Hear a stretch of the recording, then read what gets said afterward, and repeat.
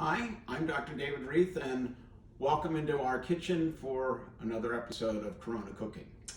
We're going to make a very easy salad dressing today. We all like salads a lot because we think we're doing really great, not eating a lot of high caloric things, particularly at lunch. And then we put this great creamy salad dressing on and all our best intentions go down the drain. But this is a salad dressing that has no oil.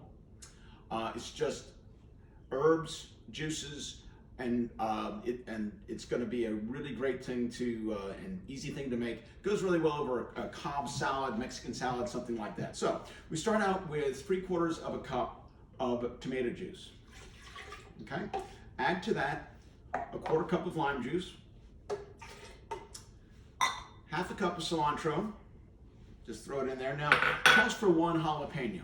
Now, if you don't like things too spicy, you can take out the inner core and the seeds, but what the heck, we'll go for it. And then we want a 1/2 teaspoon of oregano, and we want a 1/4 teaspoon of cumin,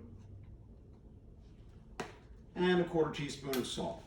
Just sort of like 1/4 teaspoon. There you go. Okay, very easy. Now, we blend it. So we've got this all blended nicely. Always a good idea before you start putting it on everyone's salad to taste it right where we want it to be. So we're just going to put it in this little salad dressing container. We will pop it in the refrigerator and it's ready to go when you're ready to have a nice fresh salad. So very simple salad dressing. Again, this is one of these recipes which is in the cookbook we have here. If you want a copy of that, just let us know. We'll be happy to get you that. In the meantime, take good care of yourself, and we'll see you next time.